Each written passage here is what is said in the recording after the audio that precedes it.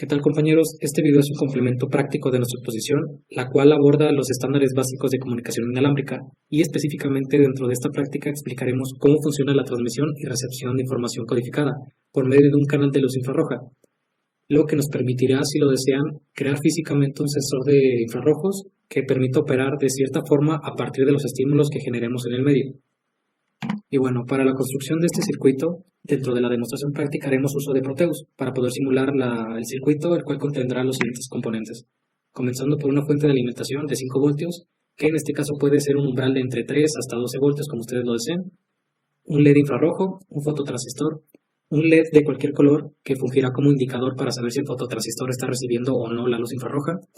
Después un transistor de unión bipolar NPN, dos resistencias de aproximadamente 220 ohmios, uno para el LED infrarrojo y el otro para el LED indicador, y finalmente dos resistencias de aproximadamente 20 kΩ. Y bien, empezaremos colocando nuestra fuente de alimentación al esquemático. La fuente tendrá una salida de 5 voltios y alimentará todo nuestro circuito, el cual en un futuro nos daremos cuenta que va a estar claramente delimitado por 3 sectores principales. Primeramente la porción del circuito de emisión, el cual contendrá nuestro LED de luz infrarroja, nuestra porción del medio, que en este caso sería el aire, y finalmente la porción de la recepción, en donde el fototransistor será el encargado de recibir la luz infrarroja y regular la corriente por toda esta porción del circuito. Pero bueno, vamos a comenzar con nuestra porción de emisión, comenzando a agregar el diodo LED que simule la luz infrarroja, ya que en Proteus no existe este componente como tal. Entonces vamos a agregar un LED, en este caso rojo, para simular la luz infrarroja con su respectiva resistencia. Dado que se trata de la conexión de un diodo LED a una fuente de 5 voltios, vamos a asignarle 220 ohms y el ánodo del diodo LED vamos a conectarlo al polo positivo de nuestra fuente de alimentación y el cátodo a tierra. De esta manera. Bien, aquí tendremos nuestra porción de emisión. Ahora continuaremos construyendo la parte de recepción del circuito agregando nuestro elemento principal, el cual es el fototransistor, que de nueva cuenta no se encuentra explícitamente en las librerías de Proteus, pero podemos simular su funcionamiento reemplazándolo por un transistor de unión bipolar. En este caso voy a escoger el modelo 2N y lo agregaré al esquemático. Muy bien, una vez agregado vamos a conectar la tierra al pin de emisión del fototransistor y la base iría conectada directamente a nuestra fuente de alimentación, bien sea a la porción del circuito de emisión o bien, para que se clarifique que es una porción independiente a este sector, vamos a agregar una fuente. Igualmente este símbolo indica que corren 5 voltios por aquí. Y finalmente faltaría agregar la conexión de nuestro pin de colector de nuestro fototransistor, que iría directamente conectado al pin base de otro transistor. Voy a agregar el transistor. Este transistor tendrá en su colector directamente una conexión a la fuente de alimentación, al igual que una resistencia en paralelo de alta impedancia entre estos dos transistores. Vamos a conectar estos dos pines. Posteriormente vamos a explicar para qué se conectó la base del transistor al colector del fototransistor. Y bueno, nada más faltaría indicar el LED que utilizaremos. De preferencia vamos a utilizar un LED de diferente color para indicar que es otro LED que no es infrarrojo. Vamos a utilizar, por ejemplo, un LED verde. Y lo agregaremos de igual manera con su resistencia.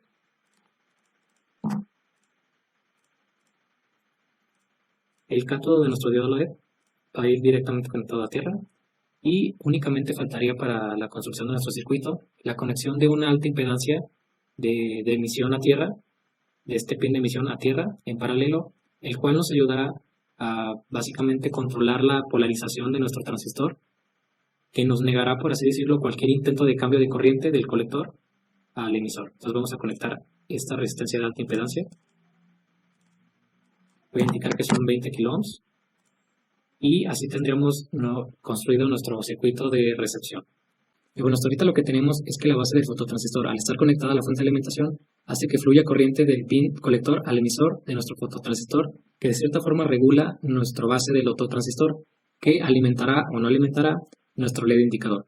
Y bien, el estado de este circuito a priori puede parecer que activa nuestro diodo indicador, pero no es así, ya que al conectar estas dos impedancias y el diodo LED en serie al pin emisor del otro transistor, hace que se logre lo que se llama la retroalimentación negativa, que es básicamente la construcción de una compuerta NOT. Entonces, podemos decir que si yo tengo conectado directamente la base del fototransistor a una fuente de alimentación, lo que pasará es que se frenará el flujo de corriente en esta parte y no se activará nuestro circuito. Además de que no se activará, ya que no he cambiado nuestro valor de la resistencia 3, en este caso sería 220 aproximadamente, pero si yo lo que hago es abrir esta parte del circuito y no alimentar la base, el colector de este transistor iría directamente conectado a la fuente de alimentación y activará por consiguiente nuestro diodo LED. Entonces vamos a probarlo corriendo el circuito y aquí podemos ver el primer estado del circuito que efectivamente no hace que fluya corriente, pero si yo lo que hago es quitar este cable y convertir el circuito abierto en la base del fototransistor, logramos una retroalimentación negativa que activa nuestro diodo LED. Entonces, para hacerlo más sencillo, lo que voy a hacer es agregar el botón de la base del fototransistor a la alimentación. De esta forma lograremos una visualización correcta. Si yo hago cortocircuito en la base, podemos ver que se impide el flujo de corriente, pero si yo dejo el circuito abierto, deja fluir la corriente del colector a la fuente de alimentación. Y bueno, esta es la lógica básica del circuito que realizaremos por medio de infrarrojos, pero solo la lógica, ya que no estamos trabajando ni con la porción del medio, ni con los componentes adecuados, lo que nos refleja que aunque se prende el LED de nuestra porción de emisión, no tendrá ningún efecto, como podemos ver, a nuestra porción receptora. Y bueno, la solución a esto se encuentra en un componente de Proteus, el cual integra el LED infrarrojo y el fototransistor en conjunto, que nos constituirían un medio de transmisión, que en este caso no es aire, pero lo simularía. Este componente es llamado PC817A, el cual está en la librería de optoacopladores, y lo agregaremos de esta forma. Vamos a eliminar lo que es nuestro reemplazo de los componentes reales, también el botón, y lo conectaremos de igual forma que lo hicimos con los demás componentes. Vamos a conectar el diodo LED y el colector del fototransistor a la base del transistor y el emisor a tierra. Entonces, de esta forma logramos una dependencia ahora sí de la porción de emisión y la porción de recepción. Entonces podemos ver que ahora lo que dependerá el flujo que pasará por la base del fototransistor ya no es el botón con la alimentación directa, sino que sería si se emite o no se emite luz de nuestro diodo LED de la porción de emisión, acercándonos más a lo que es la forma práctica. Entonces voy a agregar ahora el botón en la porción de emisión para poder controlar la activación de nuestro diodo LED, que en este caso es infrarrojo, pasaría por el medio de transmisión y regularía la base del fototransistor.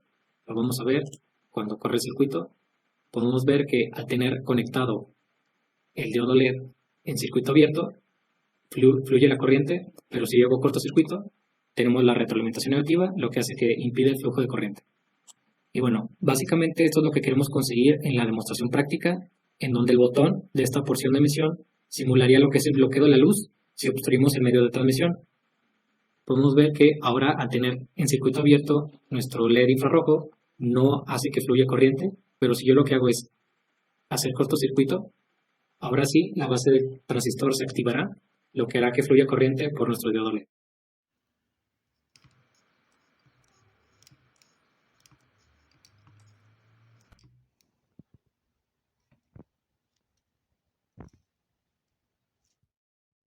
Y bueno, ahora lo que hice fue aterrizar el esquemático que modelamos en Proteus a un prototipo PCB, el cual cumple pues con la misma función, ¿no?, de ser un sensor infrarrojo pasivo para detectar movimientos. Si yo coloco un obstáculo entre nuestro canal infrarrojo, vamos a ver que se encenderá nuestro LED. Si lo quito, se apagará, gracias a nuestra retroalimentación negativa.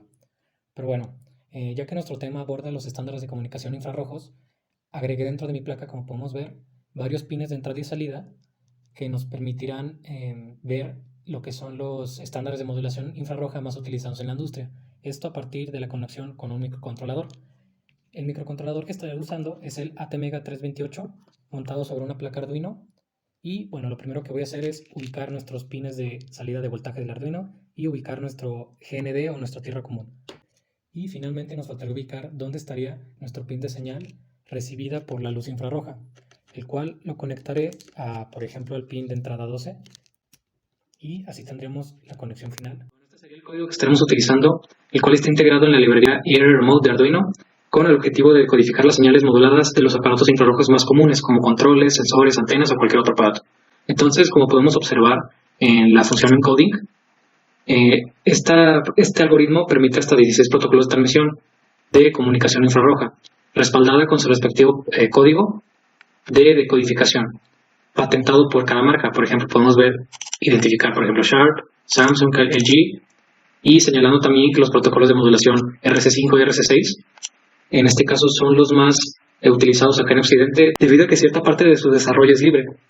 Y bueno, lo único que tendríamos que hacer aquí es modificar la variable global del pin receptor del infrarrojo, que en mi caso sería el pin 12. Cambiaremos del pin 1 al pin 12 y entonces compilaremos el programa y subiremos el programa a nuestro microcontrolador, abriendo de igual forma el monitor del programa para ver qué sucede.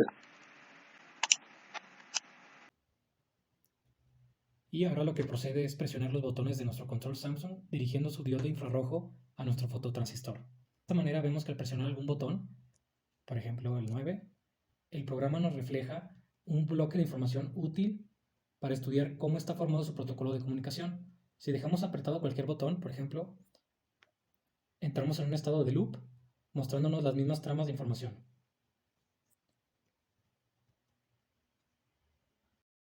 Entonces, para entender estos bloques de información, recordemos que todas las modulaciones por medio de luz infrarroja están dadas por una frecuencia de 38 kHz, como lo indican los estándares IRDA, en donde se porta la onda modulada con los pulsos que queremos transmitir.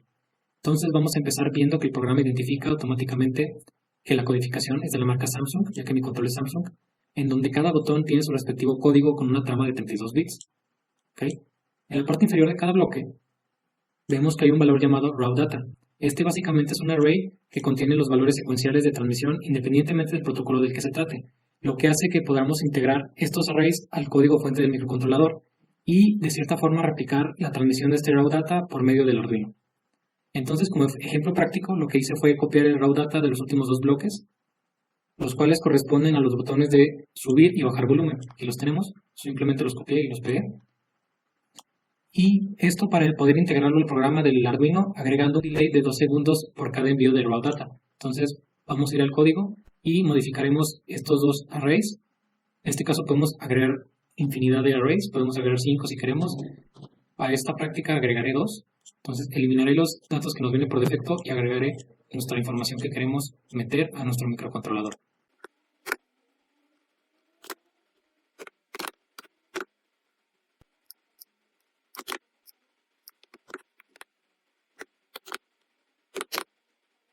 Y listo, aquí tendremos nuestros dos arrays para poder compilarlo